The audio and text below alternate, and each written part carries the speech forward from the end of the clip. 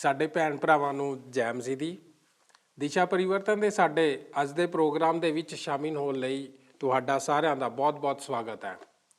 ਪਰਮੇਸ਼ਵਰ ਪਿਤਾ ਦਾ ਧੰਨਵਾਦ ਹੋਵੇ ਕਿ ਉਹਨੇ ਸਾਨੂੰ ਮੌਕਾ ਬਖਸ਼ਿਆ ਕਿ ਅਸੀਂ ਤੁਹਾਡੀ ਸੇਵਾ ਵਿੱਚ ਇੱਕ ਵਾਰੀ ਫਿਰ ਤੋਂ ਪਰਮੇਸ਼ਵਰ ਦੇ ਵਚਨ ਨੂੰ ਲੈ ਕੇ ਹਾਜ਼ਰ ਹੋਏ ਸਾਂ। ਅਸੀਂ ਆਪਣੇ ਪਿਛਲੇ ਪ੍ਰੋਗਰਾਮ ਦੇ ਵਿੱਚ ਭਗਤੀ ਦੇ ਬਾਰੇ ਗੱਲਬਾਤ ਕਰ ਰਹੇ ਸੀ। ਅਸੀਂ ਵੇਖਿਆ ਕਿ ਭਗਤੀ ਦਾ ਜੀਵਨ ਬਿਤਾਉਣ ਦੇ ਲਈ ਸਾਨੂੰ ਸਖਤ ਮਿਹਨਤ ਕਰਨੀ ਪੈਂਦੀ ਹੈ ਅਤੇ ਸਾਨੂੰ ਸਖਤ ਆਤਮਿਕ ਅਨੁਸ਼ਾਸਨ ਦਾ ਪਾਲਣ ਕਰਨਾ ਪੈਂਦਾ ਹੈ। ਪਰਮੇਸ਼ਰ ਦਾ ਵਚਨ ਸਾਨੂੰ ਭਗਤ ਬਣਨ ਦੇ ਵਿੱਚ ਮਦਦ ਕਰਦਾ ਹੈ। ਦੋਸਤੋ, ਅੱਜ ਦੇ ਪ੍ਰੋਗਰਾਮ ਦੇ ਵਿੱਚ ਅਸੀਂ ਇਹ ਵੇਖਣ ਦੀ ਕੋਸ਼ਿਸ਼ ਕਰਾਂਗੇ ਕਿ ਜੇਕਰ ਕੋਈ ਵਿਅਕਤੀ ਭਲੇ ਕੰਮ ਕਰਦਾ ਹੈ ਤਾਂ ਕਿ ਉਹ ਬਚਾਇਆ ਜਾ ਸਕਦਾ ਹੈ ਅਤੇ ਪਰਮੇਸ਼ਰ ਦੀ ਕਿਰਪਾ ਦਾ ਕਿਸੇ ਵਿਅਕਤੀ ਨੂੰ ਬਚਾਉਣ ਵਿੱਚ ਕੀ ਮਹੱਤਵ ਹੈ। ਆਓ ਅਸੀਂ ਇਸ ਵਿਸ਼ੇ ਨੂੰ ਸਿੱਖਣ ਦੇ ਲਈ ਆਪਣੇ ਪ੍ਰੋਗਰਾਮ ਦੀ ਸ਼ੁਰੂਆਤ ਕਰਦੇ ਹਾਂ।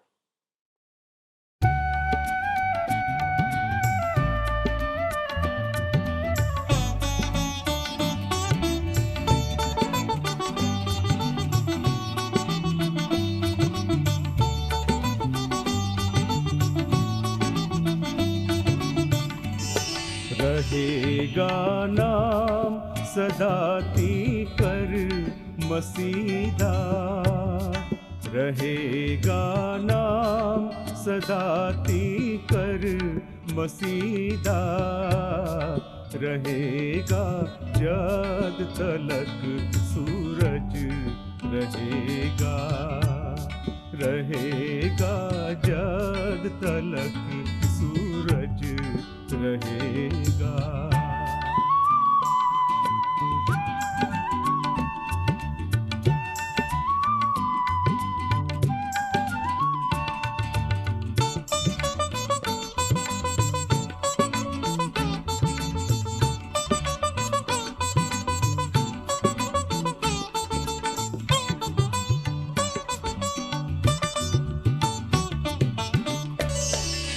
उस तो बरकता सब लोग पावण, के उस तो बरकता सब लोग पावण, ते कौमा ओस्तियां धन्यवाद गावण, ते कौमा ओस्तियां धन्यवाद गावण।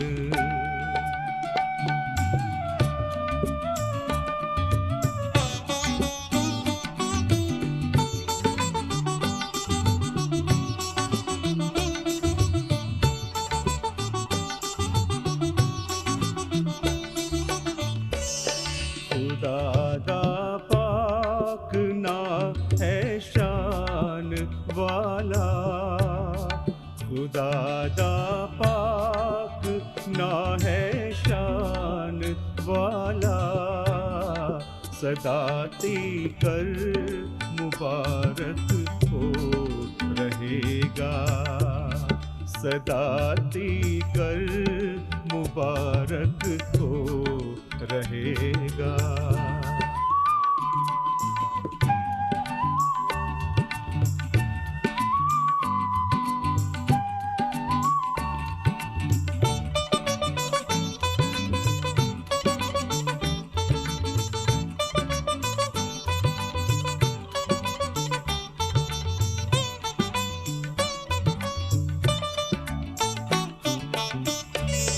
सिताइश बाप बेटे पाक रूह दी, सिताइश बाप बेटे पाक रूह दी, सदा तो है सदा तीकर रहेगी, सदा तो है सदा तीकर रहेगी।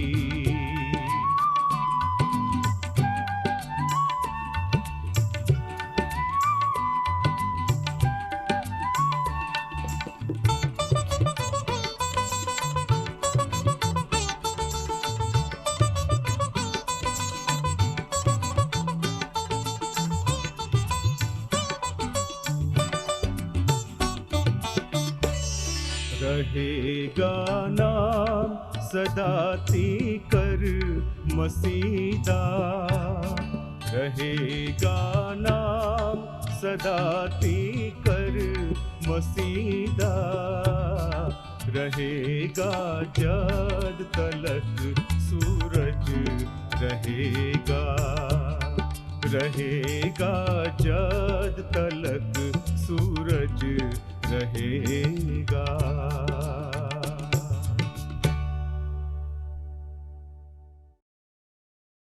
ਸਰੋਤਾ ਦੋਸਤੋ, ਇਸ ਪ੍ਰੋਗਰਾਮ ਵਿੱਚ ਤੁਹਾਡਾ ਸਵਾਗਤ ਹੈ। ਪਿਛਲੇ ਪ੍ਰੋਗਰਾਮ ਦਾ ਹਿੱਸਾ ਅਸੀਂ ਇਸ ਪ੍ਰੋਗਰਾਮ ਵਿੱਚ ਜਾਰੀ ਰੱਖਾਂਗੇ। ਸਾਡੇ ਨਾਲ ਇਹਨਾਂ ਪ੍ਰੋਗਰਾਮਾਂ ਵਿੱਚ ਬਣੇ ਰਹੋ। ਪਹਿਲੀ ਗੱਲ, ਆਪ ਅਤੇ ਮੇਰੇ ਭਗਤ ਹੋਣ ਲਈ ਜੋ ਸਭ ਕੁਝ ਦੀ ਜ਼ਰੂਰਤ ਹੈ ਉਹ ਹੈ ਪਹਿਲਾਂ ਹੀ ਸਾਡੇ ਕੋਲ ਹੈ। ਕਿ ਆਪ ਨੇ ਇਸ ਨੂੰ ਜਾਣ ਲਿਆ ਹੈ? ਇਹ ਪਹਿਲਾਂ ਹੀ ਸਾਡੇ ਕੋਲ ਹੈ। ਇੱਕ ਕਿਸੇ ਨਵੇਂ ਸੰਮੇਲਨ ਵਿੱਚ ਨਹੀਂ ਹੋਣਾ। ਉਹਨਾਂ ਕੁਝ ਟੇਪਾਂ ਵਿੱਚ ਇਹ ਸੁਣ ਨਹੀਂ ਜਾ ਸਕਿਆ ਜਿਸ ਨੇ ਆਪ ਨੂੰ ਸੁਣਦੇ ਹੋ। ਆਪ ਇਸ ਨੂੰ ਕਿਸੇ ਕਿਤਾਬਾਂ ਦੀ ਦੁਕਾਨ ਵਿੱਚ ਮਿਲਣ ਵਾਲੀ ਕਿਤਾਬ ਵਿੱਚ ਨਹੀਂ ਲੱਭਣ ਜਾ ਰਹੇ। ਆਪ ਇਸ ਬਾਰੇ ਟੈਲੀਵਿਜ਼ਨ ਉੱਤੇ ਵੀ ਨਹੀਂ ਸੁਣ ਜਾ ਰਹੇ। ਇਹ ਪਹਿਲਾਂ ਹੀ ਤੁਹਾਡੇ ਕੋਲ ਹੈ। ਆਪ ਨੇ ਕੁਝ ਹੀ ਮਿੰਟ ਪਹਿਲਾਂ ਇਸ ਨੂੰ ਉਠਾਇਆ ਸੀ। ਜੋ ਕੁਝ ਵੀ ਭਗਤ ਹੋਣ ਲਈ ਆਪ ਨੂੰ ਲੋੜ ਹੈ ਉਹ ਸਭ ਆਪ ਦੇ ਕੋਲ ਹੈ। ਆਪ ਆਖਦੇ ਹੋ ਪਾਸਵਾਨ ਜੀ, ਹੁਣ ਦੱਸ ਦਿਓ ਕਿ ਆਪ ਇਸ ਨੂੰ ਲੰਬਾ ਨਹੀਂ ਖਿੱਚਦੇ ਜਾ ਰਹੇ। ਨਹੀਂ, ਮੈਂ ਆਪ ਨੂੰ ਵਿਖਾਉਣ ਜਾ ਰਿਹਾ ਹਾਂ ਜੋ ਬਾਈਬਲ ਬਾਣੀ ਆਖਦੀ ਹੈ। ਭਗਤੀ ਦੇ ਬਾਰੇ ਸਬਕ ਪਰਮੇਸ਼ਰ ਦੀ ਬਾਣੀ ਵਿੱਚ ਉਪਲਬਧ ਹਨ। ਦੂਸਰਾ ਪਤਰਸ 1:3 ਔਰ 4। ਮੇਰੀ ਖੁਆਇਸ਼ ਹੈ ਕਿ ਆਪ ਇਸ ਨੂੰ ਸੁਣੋ ਜੋ ਇਹ ਐਤ ਆਖਦੀ ਹੈ। ਜਦੋਂ ਉਹ ਈਸ਼ਵਰੀ ਸਾਮਰਥ ਨੂੰ ਜ਼ਿਆਦਾਤਰ ਜੋ ਜੀਵਨ ਅਤੇ ਭਗਤੀ ਨਾਲ ਵਾਸਤਾ ਰੱਖਦੇ ਸਨ ਦੇ ਦਿੱਤਾ ਹੈ, ਕਿ ਇਹੋ ਹੀ ਇੱਥੇ ਆਖਿਆ ਗਿਆ ਹੈ, ਸਾਨੂੰ ਕੁਝ ਕੁ ਦੇ ਦਿੱਤਾ ਗਿਆ ਹੈ। ਨਹੀਂ, ਇੱਥੇ ਵਚਨ ਆਖਦਾ ਹੈ ਜਦੋਂ ਉਹਦੀ ਈਸ਼ਵਰੀ ਸਾਮਰਥ ਨੂੰ ਸਭੇ ਕੁਝ ਜੋ ਜੀਵਨ ਅਤੇ ਭਗਤੀ ਨਾਲ ਵਾਸਤਾ ਰੱਖਦਾ ਹੈ ਸਾਨੂੰ ਉਸੇ ਦੇ ਗਿਆਨ ਦੇ ਦੁਆਰਾ ਦਿੱਤਾ ਹੈ, ਜਿਹਨੇ ਆਪਣੇ ਹੀ ਗੁਣ ਅਤੇ ਪ੍ਰਤਾਪ ਨਾਲ ਸਾਨੂੰ ਸੱਦਿਆ ਹੈ, ਜਿਨ੍ਹਾਂ ਦੇ ਰਾਹੀਂ ਉਹਨੇ ਸਾਨੂੰ ਅਮਲੋਕ ਅਤੇ ਵੱਡੇ ਵੱਡੇ ਵਾਅਦੇ ਦਿੱਤੇ ਹਨ। ਭਾਈ, ਤੁਸੀਂ ਉਸ ਵਿਨਾਸ਼ ਤੋਂ ਛੁੱਟ ਕੇ ਜੋ ਕਾਮਨਾ ਦੇ ਕਾਰਨ ਜਗਤ ਵਿੱਚ ਹੈ ਉਹਨਾਂ ਦੇ ਦੁਆਰਾ ਈਸ਼ਵਰੀ ਸੁਭਾਅ ਵਿੱਚ ਸਾਂਝੀ ਹੋ ਜਾਓ। ਆਪ ਭਗਤ ਕਿਵੇਂ ਬਣਦੇ ਹੋ? ਇਸ ਪੁਸਤਕ ਦੇ ਰਾਹੀਂ ਬਾਈਬਲ ਸਾਨੂੰ ਉਸ ਦੇ ਪੱਤਰ ਵਰਗੇ ਬਣਾਉਣ ਲਈ ਪਰਮੇਸ਼ਰ ਦਾ ਔਜ਼ਾਰ ਹੈ। ਆਪ ਬਾਈਬਲ ਬਾਣੀ ਤੋਂ ਬਿਨਾਂ ਭਗਤ ਨਹੀਂ ਹੋ ਸਕਦੇ। ਆਪ ਹੈਰਾਨ ਹੁੰਦੇ ਹੋ ਕਿ ਮੈਂ ਹਮੇਸ਼ਾ ਬਾਈਬਲ ਦੀ ਸਿੱਖਿਆ ਕਿਉਂ ਦਿੰਦਾ ਹਾਂ? ਕਿਉਂਕਿ ਇਹੋ ਹੀ ਇੱਕ ਕੰਮ ਹੈ ਜਿਸ ਨੂੰ ਪਰਮੇਸ਼ਰ ਨੇ ਬਰਕਤ ਦੇਣ ਦਾ ਵਾਅਦਾ ਕੀਤਾ ਹੈ। ਇਹੋ ਹੀ ਹੈ ਇੱਕ ਕੰਮ ਜੋ ਮੇਰੇ ਅਤੇ ਆਪ ਦੇ ਜੀਵਨ ਨੂੰ ਬਦਲ ਸਕਦਾ ਹੈ। ਅਤੇ ਉਹ ਚੀਜ਼ ਜੋ ਆਪ ਇਸ ਬਾਰੇ ਸਮਝਣ ਦੀ ਜ਼ਰੂਰਤ ਹੈ, ਭਗਤ ਹੋਣ ਦੀ ਕੀ ਅਰਥ ਹੁੰਦਾ ਹੈ। ਉਹ ਪਹਿਲੀ ਗੱਲ ਹੈ ਕਿ ਉਹ ਸਭ ਜੋ ਆਪ ਨੂੰ ਭਗਤੀ ਬਾਰੇ ਜ਼ਰੂਰਤ ਹੈ, ਭਗਤੀ ਬਾਰੇ ਸਾਰੇ ਸਬਕ ਪਰਮੇਸ਼ਰ ਦੀ ਬਾਣੀ ਵਿੱਚ ਉਪਲਬਧ ਹਨ। ਕੀ ਮੈਂ ਕੋਈ ਗਵਾਹ ਹਾਸਲ ਕਰ ਸਕਦਾ ਹਾਂ ਕਿ ਆਪ ਸੱਚਮੁੱਚ ਇਸ ਉੱਤੇ ਵਿਸ਼ਵਾਸ ਕਰ ਸਕਦੇ ਹੋ? ਪਰਮੇਸ਼ਰ ਦੀ ਬਾਣੀ ਹੀ ਭਗਤੀ ਬਾਰੇ ਨया ਸਵਾਲੀ ਅਤੇ ਨਈ ਚੀਜ਼ ਸਾਡੇ ਲਈ ਉਤਪੰਨ ਕਰਦੀ ਹੈ। ਦੂਸਰੀ ਗੱਲ ਇਹ ਹੈ ਕਿ ਭਗਤੀ ਵਾਲਾ ਜੀਵਨ ਸਖਤ ਮਿਹਨਤ ਦੇ ਰਾਹੀਂ ਪ੍ਰਾਪਤ ਕੀਤਾ ਜਾਂਦਾ ਹੈ। ਕਿ ਆਪ ਦਾ ਅਰਥ ਹੈ ਕਿ ਮੈਨੂੰ ਇਸ ਲਈ ਕੰਮ ਕਰਨਾ ਪੈਣਾ ਹੈ? ਮੈਂ ਤਾਂ ਸੋਚਦਾ ਹਾਂ ਕਿ ਇਹ ਕਿਰਪਾ ਸੀ ਮੇਰਾ ਪੌਪ ਪਾਸਵਾਨ ਜੀ, ਕਿ ਇਹ ਕਿਰਪਾ ਨਹੀਂ, ਕਿ ਇਹ ਬਸ ਆਪ ਦੇ ਉੱਤੇ ਨਹੀਂ ਆ ਜਾਂਦੀ, ਕਿ ਮੈਂ ਬਸ ਰਾਤ ਨੂੰ ਆਪਣੀ ਬਾਈਬਲ ਆਪਣੇ ਸਿਰਹਾਣੇ ਦੇ ਥੱਲੇ ਨਹੀਂ ਰੱਖਦਾ, ਕਿ ਅਚਾਨਕ ਹੀ ਭਲਾਈ ਅਤੇ ਭਗਤੀ ਨਾਲ ਬਸ ਮੇਰੇ ਉੱਤੇ ਹੱਲਾ ਨਹੀਂ ਬੋਲਿਆ ਜਾ ਸਕਦਾ। ਕਿ ਆਪ ਦਾ ਭਾਵ ਹੈ ਕਿ ਮੈਨੂੰ ਇਸ ਉੱਤੇ ਕੰਮ ਕਰਨਾ ਪੈਣਾ ਹੈ? ਜੀ ਹਾਂ, ਬਾਈਬਲ ਸਿਖਾਉਂਦੀ ਹੈ ਕਿ ਅਸੀਂ ਭਲੇ ਕੰਮ ਦੇ ਦੁਆਰਾ ਨਹੀਂ ਬਚਾਏ ਜਾਂਦੇ। ਸਾਨੂੰ ਭਲੇ ਕੰਮਾਂ ਲਈ ਬਚਾਇਆ ਗਿਆ ਹੈ। ਅਸੀਂ ਨਹੀਂ ਬਚਾਏ ਗਏ, ਅਸੀਂ ਨੇਚਾ ਦੇ ਦੁਆਰਾ ਬਚਾਏ ਗਏ ਹਾਂ, ਪਰ ਅਸੀਂ ਉਸ ਨੇਚਾ ਦੇ ਦੁਆਰਾ ਨਹੀਂ ਬਚਾਏ ਗਏ ਜੋ ਇਕੱਲੀ ਹੋਵੇ। ਜਦੋਂ ਅਸੀਂ ਬਚਾਏ ਜਾਂਦੇ ਹਾਂ ਤਦ ਪਰਮੇਸ਼ਰ ਸਾਨੂੰ ਭਗਤ ਹੋਣ ਦੀ ਇੱਕੋ ਹੀ ਇੱਛਾ ਬਖਸ਼ਦਾ ਹੈ। ਆਪ ਭਗਤ ਕਿਵੇਂ ਬਣ ਸਕਦੇ ਹੋ? ਆਪ ਨੂੰ ਭਗਤ ਬਣਨਾ ਪੈਣਾ ਹੈ। ਆਪ ਨੂੰ ਇਸ ਵਾਸਤੇ ਕੰਮ ਕਰਨਾ ਪੈਣਾ ਹੈ। ਆਪ ਨੂੰ ਇਸ ਨੂੰ ਆਪਣੇ ਕਰਨ ਵਾਲੇ ਕੰਮ ਦੀ ਸੂਚੀ ਵਿੱਚ ਜੋੜਨਾ ਪੈਣਾ ਹੈ। ਆਪ ਬਸ ਰਾਤੋਂ ਰਾਤ ਭਗਤ ਨਹੀਂ ਬਣ ਜਾਂਦੇ। ਆਪ ਬਸ ਕਲੀਸਿਆ ਭਵਨ ਵਿੱਚ ਜਾਣ ਕਰਕੇ ਭਗਤ ਨਹੀਂ ਬਣ ਸਕਦੇ, ਨਾ ਹੀ ਰੇਡੀਓ ਜਾਂ ਟੈਲੀਵਿਜ਼ਨ ਸੁਣਨ ਨਾਲ ਜਾਂ ਕਿਸੇ ਕਿਤਾਬ ਨੂੰ ਪੜ੍ਹਨ ਨਾਲ। ਮੈਂ ਆਪ ਨੂੰ ਪਹਿਲੀ ਤਮੋਥੀਉਸ ਦੀ ਪੱਤਰੀ ਦੇ 4 ਅਧਿਆਏ ਵਿੱਚ ਇਹ ਐਤ ਵਿਖਾਉਣੀ ਚਾਹੁੰਦਾ ਹਾਂ, ਜਿੱਥੇ ਇਹ ਸਭ ਸਾਡੇ ਵਾਸਤੇ ਅਸਲ ਸਪਸ਼ਟ ਵਿਸਥਾਰ ਵਿੱਚ ਲਿਖਿਆ ਗਿਆ ਹੈ। ਇਹ ਸੱਚਮੁੱਚ ਬਹੁਤ ਹੀ ਸਪਸ਼ਟ ਹੈ। ਪਹਿਲਾ ਤਮੋਥੀਉਸ 4 ਅਧਿਆਏ 7 ਔਰ 8 ਦੇ ਵਚਨ ਇਹ ਆਖਦੇ ਹਨ, ਭਗਤੀ ਲਈ ਆਪ ਸਾਧਨਾ ਕਰ। ਹੁਣ ਇੱਥੇ ਇੱਕ ਪਲ ਰੁਕ ਕੇ ਬਸ ਗੌਰ ਕਰੋ। ਇੱਥੇ ਯੂਨਾਨੀ ਭਾਸ਼ਾ ਵਿੱਚ ਸਾਧਨਾ ਕਰਨ ਲਈ ਸ਼ਬਦ ਇਸਤੇਮਾਲ ਕੀਤਾ ਗਿਆ ਹੈ। ਆਪ ਦੀ ਸੋਚ ਵਿੱਚ ਅਸੀਂ ਇਹ ਸ਼ਬਦ ਤੋਂ ਕਿਹੜਾ ਸ਼ਬਦ ਪਾਉਂਦੇ ਹਾਂ? ਆਪ ਇਹ ਸੁਣ ਕੇ ਨਿਰਾਸ਼ ਹੋ। ਆਪ ਵਿੱਚੋਂ ਕਿੰਨੇ ਹਨ ਜੋ ਜਿਸ ਨੇ ਇਹ ਜਾਣਦੇ ਸਮੇਂ ਹੁਣ ਇਸ ਬਾਰੇ ਗੌਰ ਕਰੋ। ਸਾਡੇ ਕੋਲ ਇੱਕ ਜਿਸਮਾਨੀ ਤੌਰ ਤੇ ਮਜ਼ਬੂਤ ਸੰਗਤ ਹੈ। ਮੇਰੇ ਭਾਉ, ਆਪ ਵਿੱਚੋਂ ਕਿੰਨੇ ਕੁ ਕੰਮ ਕਰਦੇ ਹਨ ਜਦੋਂ ਆਪ ਉੱਥੇ ਪਹੁੰਚਦੇ ਹੋ? ਮੈਂ ਬਹੁਤ ਸਾਰੇ ਲੋਕਾਂ ਨੂੰ ਜਿਮ ਜਾਂਦੇ ਵੇਖਦਾ ਹਾਂ ਅਤੇ ਉੱਥੇ ਉਹ ਸਭ ਜੋ ਕੁਝ ਕਰਦੇ ਹਨ ਉਹ ਤਾਂ ਟਹਿਲਣਾ ਅਤੇ ਗੱਲਾਂ ਮਾਰਨੀਆਂ ਹੀ ਹੁੰਦੀਆਂ ਹਨ। ਮੈਂ ਇਹ ਨਹੀਂ ਸਮਝ ਸਕਦਾ। ਮੇਰਾ ਭਾਵ ਇਸ ਤੋਂ ਉਹਨਾਂ ਨੂੰ ਕੋਈ ਲਾਭ ਨਹੀਂ ਪਹੁੰਚਦਾ। ਇਹ ਤਾਂ ਇੱਕ ਛੋਟੇ ਜਿਹੇ ਕਲੱਬ ਦੀ ਤਰ੍ਹਾਂ ਹੀ ਹੁੰਦਾ ਹੈ। ਬਾਈਬਲ ਆਖਦੀ ਹੈ ਕਿ ਜਦੋਂ ਆਪ ਜਿਸਮਾਨੀ ਤੌਰ ਤੇ ਜਿਮ ਨੂੰ ਜਾਂਦੇ ਹੋ, ਆਪ ਨੂੰ ਰੂਹਾਨੀ ਤੌਰ ਤੇ ਵੀ ਜਿਮ ਨੂੰ ਜਾਣਾ ਚਾਹੀਦਾ ਹੈ। ਇੱਕੋ ਹੀ ਇੱਕ ਤਰੀਕਾ ਹੈ ਜਿਸ ਨਾਲ ਆਪ ਭਗਤ ਹੋ ਸਕਦੇ ਹੋ, ਉਹ ਹੈ ਆਤਮਿਕ ਤੌਰ ਤੇ ਕਾਰਜਸ਼ੀਲ ਹੋਣਾ। ਅਸਲ ਵਿੱਚ ਇੱਥੇ ਇੱਕ ਕਿਸਮ ਦੀ ਛੋਟੀ ਜਿਹੀ ਖੇਡ ਹੈ। ਇਹ ਵਚਨ ਆਖਦੇ ਹਨ, ਭਗਤੀ ਸਭਨਾਂ ਗੱਲਾਂ ਲਈ ਲਾਭਦਾਇਕ ਹੈ, ਕਿਉਂਕਿ ਜੋ ਹੋਣ ਦਾ ਅਤੇ ਆਉਣ ਵਾਲੇ ਜੀਵਨ ਦਾ ਵਾਅਦਾ ਹੈ ਉਹਦੇ ਨਾਲ ਹੈ। ਅਤੇ ਹੋਰ ਆਖਦਾ ਹੈ, ਕਿਉਂ ਜੋ ਸਰੀਰਕ ਸਾਧਨਾ ਦਾ ਲਾਭ ਥੋੜਾ ਹੈ। ਹੁਣ ਮੈਂ ਜਾਣਦਾ ਹਾਂ ਕਿ ਆਪ ਵਿੱਚੋਂ ਕੁਝ ਕੁ ਲਈ ਇਹ ਆਪ ਦੇ ਜੀਵਨ ਦੀ ਐਤ ਹੈ।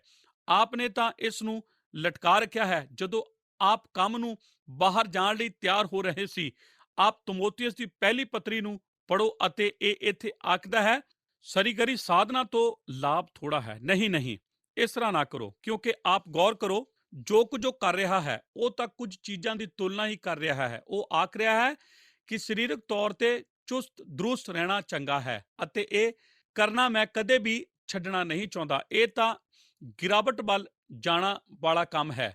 ਅਸੀਂ ਸਾਰੇ ਜਾਣਦੇ ਹਾਂ ਕਿ ਜਿਉਂ-ਜਿਉਂ ਅਸੀਂ ਬੁੱਢੇ ਹੁੰਦੇ ਜਾਂਦੇ ਹਾਂ, ਤਦ ਜਿਸ ਤਰ੍ਹਾਂ ਦੇ ਆਪ ਪਹਿਲਾਂ ਹੁੰਦੇ ਸੀ ਉਸੇ ਤਰ੍ਹਾਂ ਦੇ ਬਣੇ ਰਹਿਣ ਲਈ ਆਪ ਨੂੰ ਹੋਰ ਜ਼ਿਆਦਾ ਮਿਹਨਤ ਕਰਨੀ ਪੈਣੀ ਹੈ। ਅਸੀਂ ਸਾਰੇ ਇਹ ਜਾਣਦੇ ਹਾਂ।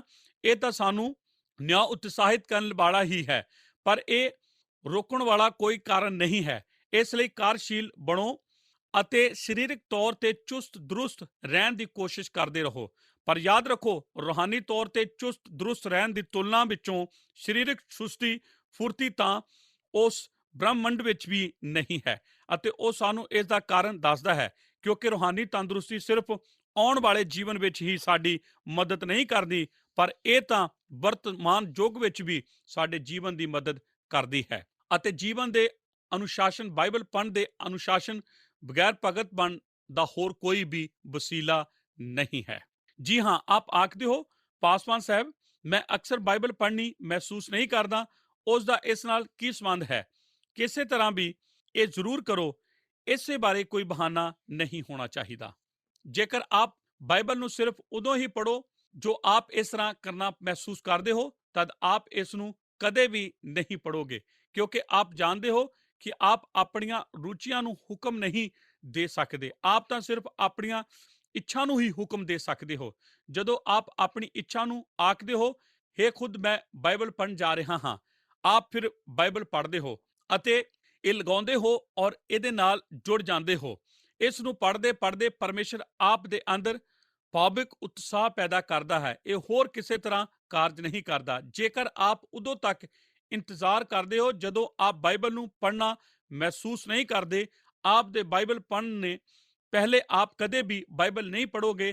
ਆਪ ਉਤਪਤੀ ਦੀ ਪੁਸਤਕ ਦੇ ਪਹਿਲੇ ਅਧਿਆਇ ਤੋਂ ਅੱਗੇ ਨਹੀਂ ਜਾਓਗੇ। ਪਰ ਜੇਕਰ ਆਪ ਪਰਮੇਸ਼ਰ ਦੇ ਵਚਨ ਦੀ ਹੈਸੀਅਤ ਨੂੰ ਆਪ ਲੈ ਲਵੋਗੇ ਅਤੇ ਆਗਿਆਕਾਰੀ ਹੋ ਕੇ ਆਤਮਿਕ ਵਿਖਾੜੇ ਵਿੱਚ ਕਾਰਜਸ਼ੀਲ ਹੋਣਾ ਆਰੰਭ ਕਰ ਦਿੰਦੇ ਹੋ, ਤਾਂ ਪਰਮੇਸ਼ਰ ਆਪ ਦੇ ਜੀਵਨ ਦੇ ਅੰਦਰ ਭਗਤੀ ਦਾ ਵਿਕਾਸ ਕਰਨਾ ਆਰੰਭ ਕਰ ਦੇਵੇਗਾ। ਹੁਣ ਮੈਂ ਇਸ ਬਾਰੇ ਹੋਰ ਸਵਾਲ ਪੁੱਛਣ ਜਾ ਰਿਹਾ ਹਾਂ। ਤੁਹਾਡੇ ਵਿੱਚੋਂ ਕਿੰਨੇ ਕੁ ਜਣੇ ਵਿੱਚੋਂ ਜਾਂਦੇ ਹਨ, ਕਿਉਂਕਿ ਤੁਹਾਨੂੰ ਤਾਂ ਬਸ ਉੱਥੇ ਦਾ ਹਰ ਪਲ ਪਸੰਦ ਹੈ ਅਤੇ ਆਪ ਉੱਥੇ ਜਾਣ ਦੀ ਉਡੀਕ ਨਹੀਂ ਕਰ ਸਕਦੇ। ਆਪ ਦੇ ਹੱਥ ਨੂੰ ਉਠਾਇਆ ਹੋਇਆ ਵੇਖ ਨਹੀਂ ਸਕਦੇ, ਪਰ ਮੈਨੂੰ ਵੇਖਣ ਦੀ ਜ਼ਰੂਰਤ ਹੈ। ਆਪ ਜਾਣਦੇ ਹੋ ਕਿ ਇਹ ਇਸ ਤਰ੍ਹਾਂ ਨਹੀਂ ਹੁੰਦਾ, ਕਿ ਇਹ ਇਸੇ ਤਰ੍ਹਾਂ ਹੈ ਕਿ ਆਪ ਜਾਣਦੇ ਹੋ ਕਿ ਮੈਂ ਕਦੋਂ ਇਸ ਨੂੰ ਕਰਨਾ ਅੱਛਾ ਮਹਿਸੂਸ ਕਰਦਾ ਹਾਂ। ਜਦੋਂ ਮੈਂ ਇਹ ਕਰਨ ਤੋਂ ਬਾਅਦ ਘਰ ਵਾਪਸ ਆਉਣ ਲਈ ਆਪ ਦੀ ਗੱਡੀ ਚਲਾਉਣ ਹੁੰਦਾ ਹਾਂ। ਕੀ ਇਹ ਸੱਚਮੁੱਚ ਨਹੀਂ ਹੈ? ਇਹ ਵੀ ਇਸੇ ਤਰ੍ਹਾਂ ਹੀ ਹੈ। ਆਪ ਪਰਮੇਸ਼ਰ ਦੇ ਵਚਨ ਨੂੰ ਪੜ੍ਹਨ ਲੱਗਦੇ ਹੋ ਅਤੇ ਪਰਮੇਸ਼ਰ ਆਪ ਨੂੰ ਭਗਤ ਬਣਨ ਵਿੱਚ ਮਦਦ ਕਰਦਾ ਹੈ, ਕਿਉਂਕਿ ਆਪ ਆਪਣੇ ਆਪ ਨੂੰ ਪ੍ਰਾਰਥਨਾ ਵਿੱਚ ਅਨੁਸ਼ਚਿਤ ਕਰਨਾ ਆਰੰਭ ਕਰਦੇ ਹੋ ਅਤੇ ਪਰਮੇਸ਼ਰ ਦੀ ਬਾਣੀ ਨੂੰ ਪੜ੍ਹਨ ਵਿੱਚ ਹੁਣ ਆਪਣੇ ਆਪ ਨੂੰ ਲਗਲੀਨ ਕਰ ਦਿੰਦੇ ਹੋ ਔਰ ਵਚਨ ਨੂੰ ਪੜ੍ਹਨਾ ਆਰੰਭ ਕਰਦੇ ਹੋ। ਕਿਰਪਾ ਨਾਲ ਸੁਸਤੀ ਦਾ ਸਾਹਮਣਾ ਕਰਨਾ ਸਿਖਾਉਂਦੀ ਹੈ। ਸ਼ੁਭ ਕਰਮਾਂ ਵਿੱਚ ਸਹਾਰਨਾ ਹੋਵੋ। ਆਖਰ ਵਿੱਚ ਕਿਰਪਾ ਦਾ ਪਾਠਕ੍ਰਮ ਸਾਨੂੰ ਸੁਸਤੀ ਦਾ ਸਾਹਮਣਾ ਕਰਨਾ ਸਿਖਾਉਂਦਾ ਹੈ। ਇਸ ਪ੍ਰੀਖਿਆ ਦੇ ਅੰਤ ਵਿੱਚ ਇਹ ਆਖਦਾ ਹੈ, ਸਾਨੂੰ ਸ਼ੁਭ ਕਰਮ ਕਰਨ ਲਈ ਸਰਗਰਮ ਹੋਣਾ ਪੈਣਾ ਹੈ। ਸ਼ੁਭ ਕਰਮਾਂ ਲਈ ਸਰਗਰਮ ਆਪ ਆਖਦਾ ਹੈ। ਇਸ ਦਾ ਜ਼ਿਕਰ ਇੱਥੇ ਕਿਉਂ ਕੀਤਾ ਗਿਆ ਹੈ? ਕੀ ਆਪ ਜਾਣਦੇ ਹੋ ਕਿ ਇਸ ਦਾ ਜ਼ਿਕਰ ਇੱਥੇ ਕਿਉਂ ਕੀਤਾ ਗਿਆ ਹੈ? ਕਿਉਂਕਿ ਅਸੀਂ ਕਿਰਪਾ ਵਿੱਚ ਬਹੁਤ ਜ਼ਿਆਦਾ ਹਾਂ। ਅਸੀਂ ਹਮੇਸ਼ਾ ਹੀ ਪ੍ਰਚਾਰ ਕਰਦੇ ਹਾਂ ਕਿ ਆਪ ਆਪਣੇ ਕਰਮਾਂ ਦੁਆਰਾ ਨਹੀਂ ਬਚਾਏ ਜਾ ਸਕਦੇ, ਇਹ ਤਾਂ ਸਿਰਫ ਪਰਮੇਸ਼ਰ ਦੀ ਕਿਰਪਾ ਦੁਆਰਾ ਹੀ ਹੈ। ਅਸੀਂ ਇਸ ਕਰਕੇ ਇਹ ਪ੍ਰਚਾਰ ਕਰਦੇ ਹਾਂ ਕਿਉਂਕਿ ਇਹ ਸਚਾਈ ਹੈ, ਇਹੋ ਹੀ ਖੁਸ਼ਖਬਰੀ ਹੈ, ਕਿਉਂ ਜੋ ਕਿਰਪਾ ਦੇ ਦੁਆਰਾ ਨੇਚਾ ਦੇ ਰਾਹੀਂ ਬਚਾਏ ਗਏ ਹਾਂ। ਆਪ ਆਪਣੇ ਕਰਮਾਂ ਦੇ ਦੁਆਰਾ ਬਚਾਏ ਨਹੀਂ ਜਾ ਸਕਦੇ, ਧਰਮ ਦੇ ਕੰਮ ਦੁਆਰਾ ਨਹੀਂ ਜੋ ਆਪਨੇ ਕੀਤੇ, ਪਰ ਪਰਮੇਸ਼ਰ ਦੀ ਕਿਰਪਾ ਦੇ ਦੁਆਰਾ। ਅਤੇ ਕੁਝ ਵੀ ਮਸੀਹ ਲੋਕ ਇਹ ਨਹੀਂ ਸਮਝਦੇ, ਜਦੋਂ ਕਿ ਇਹ ਤਾਂ ਸੱਚ ਹੀ ਹੈ।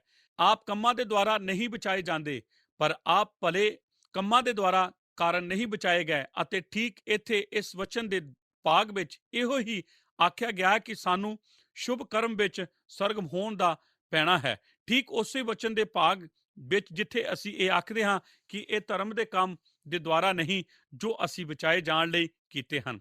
ਇਹ ਤਾਂ ਆਖਦਾ ਹੈ ਕਿ ਸਾਨੂੰ ਸ਼ੁਭ ਕਰਮ ਕਰਨ ਲਈ ਸਰਗਰਮ ਹੋਣਾ ਚਾਹੀਦਾ ਹੈ। ਕਿ ਆਪ ਨੂੰ ਇਫਸੀਆਂ 2:8-9 ਵਚਨ ਯਾਦ ਹੈ, ਕਿਉਂ ਜੋ ਤੁਸੀਂ ਕਿਰਪਾ ਦੇ ਦੁਆਰਾ ਨੇਚਾ ਦੇ ਰਾਹੀਂ ਬਚਾਏ ਗਏ ਹੋ, ਅਤੇ ਆਪਣੇ ਆਪ ਤੋਂ ਨਹੀਂ, ਇਹ ਕਰਨੀਆਂ ਤੋਂ ਨਹੀਂ, ਅਜਿਹਾ ਨਾ ਹੋਵੇ ਭਾਈ ਕੋਈ ਕਮੰਡ ਕਰੇ। ਕੀ ਆਪ ਨੂੰ ਬਾਈਬਲ ਦੀ ਬਾਣੀ ਦਾ ਇਹ ਭਾਗ ਯਾਦ ਹੈ? ਇਸ ਨੂੰ ਇੰਨਾ ਹੀ ਪੜ੍ਹ ਕੇ ਨਾ ਬੰਦ ਕਰ ਦਿਓ, ਕਿਉਂਕਿ ਵਚਨ ਦਾ ਇਹੋ ਹੀ ਭਾਗ ਅੱਗੇ ਆਖਦਾ ਹੈ, ਕਿਉਂ ਜੋ ਅਸੀਂ ਉਹਦੀ ਰਚਨਾ ਹਾਂ, ਜਿਹੜੇ ਮਸੀਹ ਯਸੂ ਵਿੱਚ ਸ਼ੁਭ ਕਰਮਾਂ ਲਈ ਰਚੇ ਗਏ ਹੋ, ਜੋ ਪਰਮੇਸ਼ਰ ਨੇ ਅੱਗੇ ਹੀ ਤਿਆਰ ਕੀਤੇ ਸਨ, ਭਾਈ ਅਸੀਂ ਉਹਨਾਂ ਵਿੱਚ ਲੱਗੇ ਰਹੀਏ। ਉਹਨਾਂ ਮਸੀਹਾਂ ਨਾਲ ਕੀ ਵਰਤਦਾ ਹੈ ਜੋ ਕਿਰਪਾ ਨੂੰ ਇੰਨਾ ਜ਼ਿਆਦਾ ਕਿਰਪਾ ਨੂੰ ਆਪਣੇ ਮਨ ਵਿੱਚ ਬਿਠਾ ਲੈਂਦੇ ਹਨ। ਉਹ ਬਚਾਏ ਜਾਂਦੇ ਹਨ ਅਤੇ ਫਿਰ ਬਸ ਉਹ ਸੁਸਤ ਹੋ ਜਾਂਦੇ ਹਨ, ਉਹ ਕੁਝ ਵੀ ਨਹੀਂ ਕਰਦੇ। ਜੀ ਹਾਂ, ਆਪ ਜਾਣਦੇ ਹੋ ਮੈਂ ਕਿਰਪਾ ਦੇ ਦੁਆਰਾ ਬਚਾਇਆ ਗਿਆ ਹਾਂ। ਜੇਕਰ ਕਿਰਪਾ ਮੈਨੂੰ ਕੁਝ ਕਰਨ ਨੂੰ ਆਖਦੀ ਹੈ ਤਦ ਮੈਂ ਇਹ ਕਰਾਂਗਾ, ਅਤੇ ਇਹ ਕਦੇ ਵੀ ਇਸ ਤਰ੍ਹਾਂ ਨਹੀਂ ਕਰਦੀ। ਬਾਈਬਲ ਆਖਦੀ ਹੈ ਕਿ ਕਿਰਪਾ ਦੇ ਲਈ ਪਾਠਕ੍ਰਮ ਇਹੋ ਹੀ ਹੈ। ਕਿਰਪਾ ਤੁਹਾਨੂੰ ਇਹ ਸਿਖਾਉਂਦੀ ਹੈ ਕਿ ਜੇਕਰ ਆਪ ਕਿਰਪਾ ਦੇ ਦੁਆਰਾ ਬਚਾਏ ਗਏ ਹੋ ਤਦ ਆਪ ਪਰਮੇਸ਼ਰ ਦੀ ਸੇਵਾ ਸਰਗਰਮ ਹੋ ਕੇ ਕਰੋ। ਪਾਲੂਸ ਨੇ ਉਹ ਆਇਤ 1 ਕਰੰਥੀਆਂ 15 ਵਿੱਚ ਲਿਖੀ ਸੀ। ਉਹਨੇ ਆਖਿਆ ਸੀ, ਪਰਮੇਸ਼ਰ ਦੀ ਕਿਰਪਾ ਦੇ ਦੁਆਰਾ ਹੀ ਮੈਂ ਹਾਂ ਜੋ ਮੈਂ ਹਾਂ। ਠੀਕ ਉਸੇ ਹੀ ਐਤ ਅਤੇ ਉਸੇ ਦੀ ਬਚਨ ਵਿੱਚ ਉਸ ਨੇ ਇਹ ਵੀ ਆਖਿਆ ਸੀ, ਮੈਂ ਉਹਨਾਂ ਸਭਨਾਂ ਨਾਲੋਂ ਵਧੇਕ ਮਿਹਨਤ ਕੀਤੀ, ਪਰੰਤੂ ਮੈਂ ਤਾਂ ਨਹੀਂ, ਸਗੋਂ ਪਰਮੇਸ਼ਰ ਦੀ ਕਿਰਪਾ ਨੇ ਜੋ ਮੇਰੇ ਨਾਲ ਸੀ। 1 ਕਰੰਥੀਆਂ 15 ਅਧਿਆਇ। ਉਹ ਇੱਥੇ ਕੀ ਆਖ ਰਿਹਾ ਹੈ? ਮੈਂ ਕਿਰਪਾ ਦੇ ਦੁਆਰਾ ਬਚਾਇਆ ਗਿਆ ਹਾਂ, ਪਰ ਮੈਂ ਜੋ ਕੁਝ ਵੀ ਦਿੱਤਾ ਗਿਆ ਹਾਂ ਉਸ ਨਾਲ ਮੈਂ ਪਰਮੇਸ਼ਰ ਦੀ ਸੇਵਾ ਕਰ ਰਿਹਾ ਹਾਂ। ਜੇਕਰ ਆਪ ਕਿਰਪਾ ਦਾ ਪਾਠਕ੍ਰਮ ਫੜ ਲਵੋ ਤਦ ਕਿਰਪਾ ਆਪ ਨੂੰ ਪਰਮੇਸ਼ਰ ਲਈ ਸਰਗਰਮ ਹੋਣ ਲਈ ਸਿਖਾਵੇਗੀ। ਇਸੇ ਤਰ੍ਹਾਂ ਕਿਰਪਾ ਨੇ ਸਾਨੂੰ ਪਾਪ ਦੀ ਸਜ਼ਾ ਤੋਂ ਛੁਡਾ ਲਿਆ ਹੈ, ਅਤੇ ਕਿਰਪਾ ਸਾਨੂੰ ਪਾਪ ਦੀ ਸ਼ਕਤੀ ਤੋਂ ਆਜ਼ਾਦ ਕਰ ਰਹੀ ਹੈ।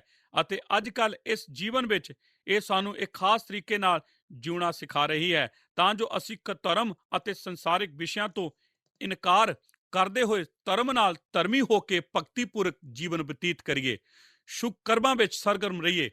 ਪਰਮੇਸ਼ਰ ਦੀ ਕਿਰਪਾ ਸਾਨੂੰ ਪਾਪ ਦੀ ਹਜ਼ੂਰੀ ਤੋਂ ਦੂਰ ਕਰਨ ਲਈ ਪ੍ਰਗਟ ਕੀਤੀ ਗਈ ਹੈ। ਭਵਿੱਖ ਹੁਣ ਇਹ ਤੀਸਰੀ ਗੱਲ ਹੈ, ਅਤੇ ਇਸ ਖਾਸ ਸਮੇਂ ਉਸ ਦੀ ਜੀਵਨ ਵਿੱਚ ਜੌਨ ਨਿਊਟਨ ਇੱਥੇ ਹੀ ਸੀ।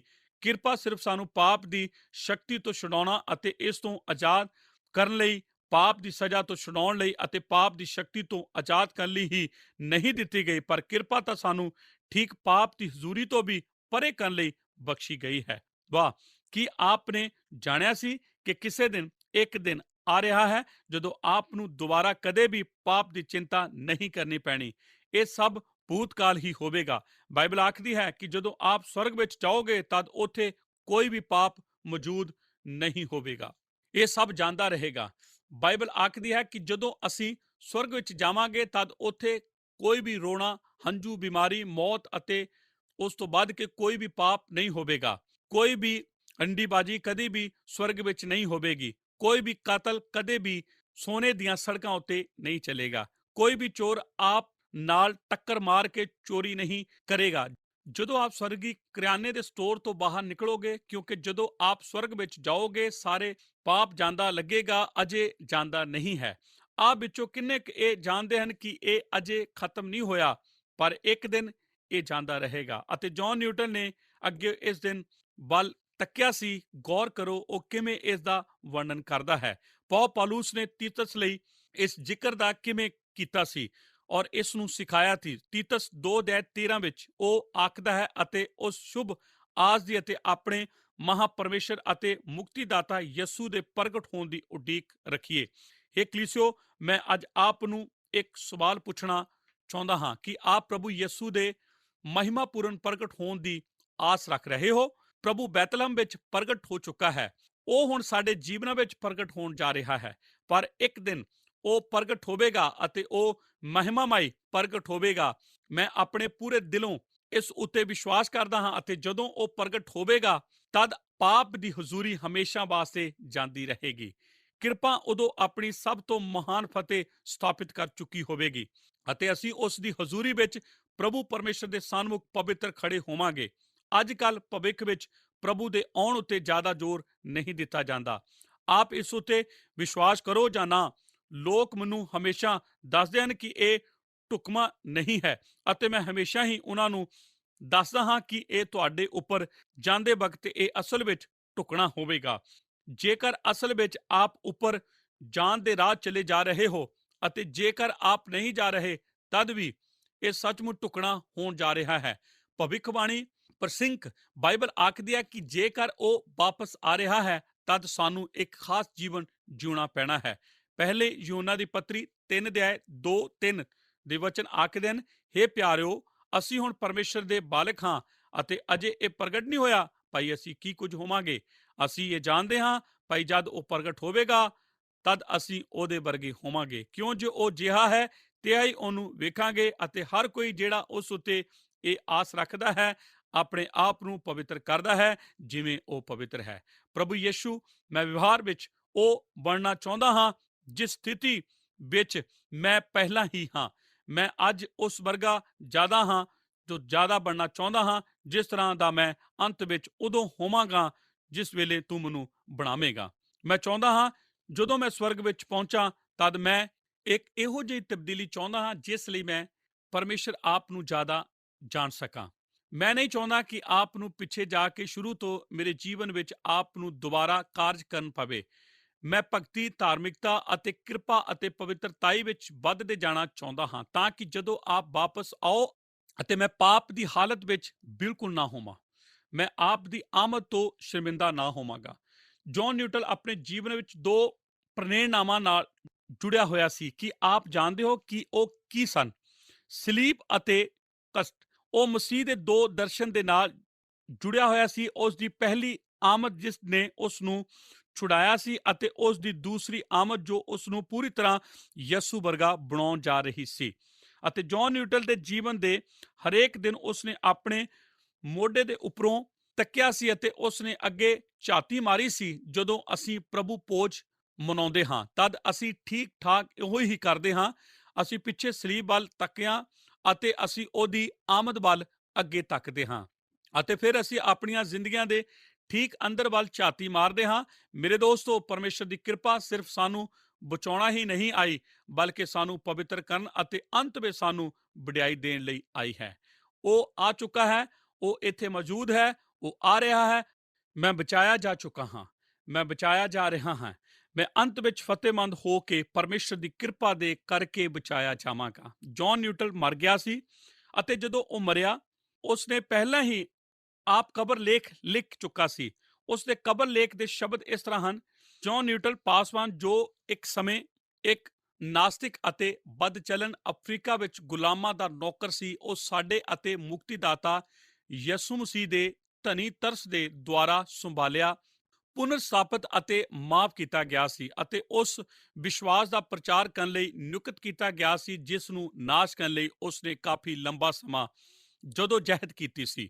ਉਸਨੇ ਲਗਭਗ 16 ਸਾਲ ਬੈਕਅਪ ਵਿਖੇ ਨਗਰ ਦੇ ਪਾਸਵਾਨ ਅਤੇ ਪ੍ਰਧਾਨ ਵਜੋਂ ਅਤੇ 28 ਸਾਲ ਇਹਨਾਂ ਸੰਯੁਕਤ ਪੈਰਿਸ਼ਾਂ ਦੇ ਮੁਖੀ ਵਜੋਂ ਸੇਵਾ ਕੀਤੀ ਸੀ। ਅਜਿਹੇ ਕਬਰ ਲੇਖ ਵਿੱਚ ਵੀ ਜੌਨ ਨਿਊਟਨ ਕਦੇ ਵੀ ਇਹ ਨਹੀਂ ਸੀ ਭੁੱਲ ਸਕਿਆ ਜੋ ਕੁਝ ਪਰਮੇਸ਼ਰ ਉਸ ਵਾਸਤੇ ਕਰ ਚੁੱਕਾ ਸੀ। ਉਸਨੇ ਆਪਣੀ ਕਬਰ ਉੱਤੇ ਲਾਉਣ ਵਾਲੇ ਪੱਥਰ ਉੱਤੇ ਲਿਖਣ ਵਾਲੇ ਵੀ ਇਹ ਆਖਿਆ ਸੀ ਕਿ ਉਹ ਇੱਕ ਬਦ ਚੱਲਣ ਅਤੇ ਗੁਲਾਮ ਦਾ ਨੌਕਰ ਰਹਿ ਚੁੱਕਾ ਸੀ, ਪਰ ਉਹ ਇਸ ਵਿੱਚ ਇਹ ਜੋਨ ਤੋਂ ਨਹੀਂ ਸੀ ਰਹਿ ਸਕਿਆ ਕਿ ਪਰਮੇਸ਼ਰ ਦੀ ਕਿਰਪਾ ਨਾਲ ਹੀ ਉਹ ਸੀ ਜੋ ਉਹ ਸੀ। ਉਸ ਦੇ ਆਖਰੀ ਰਿਕਾਰਡ ਕੀਤੇ ਗਏ ਸ਼ਬਦ ਇਹ ਸਨ, ਮੈਂ ਪ੍ਰਭੂ ਦੀ ਇੱਛਾ ਨਾਲ ਸੰਤੁਸ਼ਟ ਹਾਂ, ਅਤੇ ਉਹ ਆਪਣੇ ਪ੍ਰਭੂ ਦੇ ਕੋਲ ਚਲਾ ਗਿਆ ਸੀ। ਹੁਣ ਸਾਡੇ ਵਿੱਚੋਂ ਹਰੇਕ ਕਿਸੇ ਨਾ ਕਿਸੇ ਤਰ੍ਹਾਂ ਪਰਮੇਸ਼ਰ ਦੀ ਕਿਰਪਾ ਵਿੱਚ ਸ਼ਾਮਲ ਹੈ। ਜੇਕਰ ਆਪ ਇੱਕ ਮਸੀਹੀ ਨਹੀਂ ਹੋ ਤਦ ਇਸ ਦਾ ਭਾਵ ਕਿ ਆਪ ਨੇ ਅਜੇ ਵੀ ਆਪ ਦੇ ਪਾਪਾਂ ਦੀ ਮਾਫੀ ਨੂੰ ਪਰਮੇਸ਼ਰ ਵੱਲੋਂ ਪਾਉਣਾ ਹੈ। ਇਹ ਕਰਨ ਲਈ ਇਹੋ ਹੀ ਸਰਬ ਉੱਤਮ ਸਮਾਂ ਹੈ। ਜੇਕਰ ਆਪ ਇੱਕ ਮਸੀਹ ਹੋ ਤਦ ਪਰਮੇਸ਼ਰ ਦੀ ਕਿਰਪਾ ਆਪ ਨੂੰ ਇਹ ਸਿਖਾ ਰਹੀ ਹੈ ਕਿਵੇਂ ਜਿਉਣਾ ਹੈ, ਅਤੇ ਹੋ ਸਕਦਾ ਹੈ ਕਿ ਇਹ ਆਪ ਲਈ ਥੋੜਾ ਔਖਾ ਰਿਹਾ ਹੋਵੇ ਕਿਉਂਕਿ ਅਸੀਂ ਉਹਨਾਂ ਕੰਮਾਂ ਵਿੱਚ ਲੱਗ ਗਏ ਹਾਂ ਜੋ ਕਿ ਕਠਿਨ ਹਨ। ਮਸੀਹਾਂ ਹੋਰ ਸਭਨਾਂ ਵਾਂਗ ਨਹੀਂ ਜਿਉਣਾ ਚਾਹੀਦਾ। ਸਾਨੂੰ ਇੱਕ ਪਿੰਨ ਪੱਧਰ ਉੱਤੇ ਇੱਕ ਉੱਚੇ ਮਿਆਰ ਉੱਤੇ ਜਿਉਣਾ ਪੈਣਾ ਹੈ, ਅਤੇ ਫਿਰ ਇੱਕ ਦਿਨ ਪਰਮੇਸ਼ਰ ਵਾਪਸ ਆ ਰਿਹਾ ਹੈ ਕਿ ਆਪ ਇਸ ਵੱਲ ਅੱਗੇ ਤੱਕ ਰਹੇ ਹੋ। ਜਦੋਂ ਵੀ ਮੈਂ ਕਿਸੇ ਜਨਾਜ਼ੇ ਵਿੱਚ ਸ਼ਾਮਲ ਹੁੰਦਾ ਹਾਂ ਤਦ ਮੈਨੂੰ ਇਹੋ ਹੀ ਯਾਦ ਕਰਾਇਆ ਜਾਂਦਾ ਹੈ ਕਿ ਉਸ ਦਾ ਆਉਣਾ ਨੇੜੇ ਹੋ ਰਿਹਾ ਹੈ। ਜਿਉਂ-ਜਿਉਂ ਸਮਾਂ ਬੀਤਦਾ ਜਾਂਦਾ ਹੈ ਸਾਡੇ ਵਿੱਚੋਂ ਕਈ ਆਪਣੇ ਪਿਆਰੇ ਅਜੀਜ਼ਾਂ ਨੂੰ ਸਵਰਗ ਵਿੱਚ ਨਿਵੇਸ਼ ਕਰਦੇ ਹਨ। ਇੱਕ ਦਿਨ ਅਸੀਂ ਵੀ ਖੁਦ ਉੱਥੇ ਨਿਵੇਸ਼ ਕੀਤੇ ਜਾਵਾਂਗੇ। ਪਿਆਰੇ ਦਰਸ਼ਕੋ, ਅੱਜ ਦੇ ਸਾਡੇ ਇਸ ਪ੍ਰੋਗਰਾਮ ਦੇ ਵਿੱਚ ਸਾਡੇ ਨਾਲ ਬਣੇ ਰਹਿਣ ਦੇ ਲਈ ਤੁਹਾਡਾ ਸਾਰਿਆਂ ਦਾ ਬਹੁਤ-ਬਹੁਤ ਧੰਨਵਾਦ। ਅੱਜ ਅਸੀਂ ਕਿਰਪਾ ਦੇ ਬਾਰੇ ਅਤੇ ਚੰਗੇ ਕੰਮਾਂ ਬਾਰੇ ਗੌਰ ਕਰ ਰਹੇ ਸੀ। ਅਸੀਂ ਇਸ ਗੱਲ ਨੂੰ ਵੇਖ ਰਹੇ ਸੀ ਕਿ ਪਰਮੇਸ਼ਰ ਦੀ ਕਿਰਪਾ ਦਾ ਸਾਡੀ ਮੁਕਤੀ ਵਿੱਚ ਕੀ ਮਹੱਤਵ ਹੈ, ਅਤੇ ਫਿਰ ਅਸੀਂ ਇਸ ਨੂੰ ਵੀ ਜਾਣਨ ਦੀ ਕੋਸ਼ਿਸ਼ ਕੀਤੀ ਕਿ ਕੀ ਅਸੀਂ ਚੰਗੇ ਕੰਮਾਂ ਕਰਕੇ ਬਚਾਏ ਜਾ ਸਕਦੇ ਹਾਂ ਜਾਂ ਨਹੀਂ। ਅਸੀਂ ਵਿਸ਼ਵਾਸ ਕਰਦੇ ਹਾਂ ਕਿ ਤੁਹਾਨੂੰ ਇਹਨਾਂ ਸਵਾਲਾਂ ਦਾ ਜਵਾਬ ਮਿਲ ਗਿਆ ਹੋਵੇਗਾ। ਜੌਨ ਨਿਊਟਨ ਨੇ ਆਪਣੇ ਮਰਨ ਤੋਂ ਪਹਿਲਾਂ ਇੱਕ ਕਬਰ ਨੋਟ ਲਿਖਿਆ, ਜਿਸ ਵਿੱਚ ਲਿਖਿਆ ਸੀ ਕਿ ਉਹ ਕਿੰਨਾ ਵੱਡਾ ਪਾਪੀ ਹੈ, ਪਰ ਪਰਮੇਸ਼ਰ ਦੀ ਕਿਰਪਾ ਦੁਆਰਾ ਉਹ ਬਚਾਇਆ ਗਿਆ, ਅਤੇ ਉਹ ਜੋ ਕੁਝ ਵੀ ਸੀ ਉਹ ਕੇਵਲ ਪਰਮੇਸ਼ਰ ਦੀ ਕਿਰਪਾ ਕਰਕੇ ਹੀ ਸੀ। ਉਹ ਪਰਮੇਸ਼ਰ ਦੀ ਕਿਰਪਾ ਪ੍ਰਾਪਤ ਕਰਕੇ ਪੂਰੀ ਤਰ੍ਹਾਂ ਸੰਤੁਸ਼ਟ ਹੋ ਗਿਆ ਸੀ। ਦੋਸਤੋ, ਜੇਕਰ ਤੁਹਾਡੇ ਜੀਵਨ ਵਿੱਚ ਅਸ਼ਾਂਤੀ ਹੈ ਅਤੇ ਤੁਸੀਂ ਆਪਣੇ ਸ਼ਾਂਤੀ ਲਈ ਖੋਜ ਕਰ ਰਹੇ ਹੋ ਤਾਂ ਪ੍ਰਭੂ ਦੇ ਨੇੜੇ ਆਓ। ਉਹ ਤੁਹਾਨੂੰ ਆਪਣੀ ਕਿਰਪਾ ਦੇ ਦੁਆਰਾ ਤੁਹਾਨੂੰ ਸ਼ਾਂਤੀ ਦੇ ਨਾਲ ਭਰ ਦੇਗਾ। ਆਓ ਅਸੀਂ ਇਸ ਵਚਨ ਦੇ ਲਈ ਪ੍ਰਾਰਥਨਾ ਕਰੀਏ। ਸਾਡੇ ਦਿਆਲੂ ਅਤੇ ਕਿਰਪਾਲੂ ਪਰਮੇਸ਼ਰ ਪ੍ਰਭੂ ਯਿਸੂ ਮਸੀਹ ਦੇ ਨਾਂ 'ਚ ਅਸੀਂ ਤੁਹਾਡੇ ਚਰਨਾਂ 'ਚ ਆਉਂਦੇ ਪ੍ਰਭੂ ਜੀ। ਤੁਹਾਡਾ ਧੰਨਵਾਦ ਕਰਦੇ ਪ੍ਰਭੂ ਤੁਹਾਡੀ ਕਿਰਪਾ ਦੇ ਲਈ ਕਿ ਤੁਸੀਂ ਸਾਨੂੰ ਪ੍ਰਭੂ ਜੀ ਅੱਜ ਦੇ ਵਚਨ ਦੀ ਸਿੱਖਿਆ ਵਾਸਤੇ ਸਾਨੂੰ ਮੌਕਾ ਦਿੱਤਾ। ਅੱਜ ਪਿਤਾ ਪਰਮੇਸ਼ਰ ਅਸੀਂ ਜੋ ਤੁਹਾਡੇ ਵਚਨ ਤੋਂ ਸਿੱਖਿਆ ਪਿਤਾ ਪਰਮੇਸ਼ਰ ਉਸ ਦੇ ਅਨੁਸਾਰ ਅਸੀਂ ਤੁਹਾਡਾ ਧੰਨਵਾਦ ਕਰਦੇ ਪਿਤਾ ਪਰਮੇਸ਼ਰ, ਔਰ ਆਪਣੇ ਜੀਵਨਾਂ ਨੂੰ ਪਿਤਾ ਪਰਮੇਸ਼ਰ ਤੁਹਾਡੇ ਹਜ਼ੂਰੀ ਵਿੱਚ ਲਿਆਂਦੇ ਹਾਂ ਪਿਤਾ। ਪ੍ਰਾਰਥਨਾ ਕਰਦੇ ਹਾਂ ਪਿਤਾ ਪਰਮੇਸ਼ਰ ਤੁਸੀਂ ਆਪਣਾ ਕਬਜ਼ਾ ਸਾਡੇ ਜੀਵਨਾਂ 'ਤੇ ਲਓ ਅਤੇ ਆਪਣੀ ਇੱਛਾ ਦੇ ਅਨੁਸਾਰ ਚਲਾਓ, ਤਾਂ ਕਿ ਪਿਤਾ ਪਰਮੇਸ਼ਰ ਅਸੀਂ ਆਪਣੀ ਮਰਜ਼ੀ ਨਹੀਂ ਬਲਕਿ ਤੁਹਾਡੀ ਮਰਜ਼ੀ ਆਪਣੇ ਜੀਵਨਾਂ 'ਚ ਪੂਰੀ ਕਰ ਸਕੀਏ। ਯਿਸੂ ਨਾਸਰੀ ਜੀ ਦੇ ਨਾਮ 'ਚ ਮੰਗਦੇ ਹਾਂ, ਆਮੀਨ। ਧੰਨਵਾਦ ਦੋਸਤੋ ਇੱਕ ਵਾਰ ਫਿਰ ਤੋਂ ਕਿ ਤੁਸੀਂ ਸਾਡੇ ਨਾਲ ਇਸ ਪ੍ਰੋਗਰਾਮ ਦੇ ਵਿੱਚ ਅਖੀਰ ਤੱਕ ਬਣੇ ਰਹੇ। ਹੁਣ ਅਸੀਂ ਆਪਣੇ ਪ੍ਰੋਗਰਾਮ ਦੀ ਸਮਾਪਤੀ ਇੱਥੇ ਹੀ ਕਰਦੇ ਹਾਂ ਅਤੇ ਕੱਲ੍ਹ ਫਿਰ ਇੱਕ ਨਵੇਂ ਪ੍ਰੋਗਰਾਮ 'ਚ ਮਿਲਦੇ ਹਾਂ। ਤਦ ਤੱਕ ਦੇ ਲਈ ਸਾਰਿਆਂ ਨੂੰ ਜੈ ਮਸੀਹ ਦੀ। ਕੀ ਤੁਹਾਨੂੰ ਇਹ ਪ੍ਰੋਗਰਾਮ ਪਸੰਦ ਆਇਆ? ਹੁਣੇ ਸਾਨੂੰ ਇੱਕ ਮਿਸ ਕਾਲ ਦਿਓ ਤੇ ਤੁਸੀਂ ਅਗਲੇ ਜੇਤੂ ਹੋ ਸਕਦੇ ਹੋ।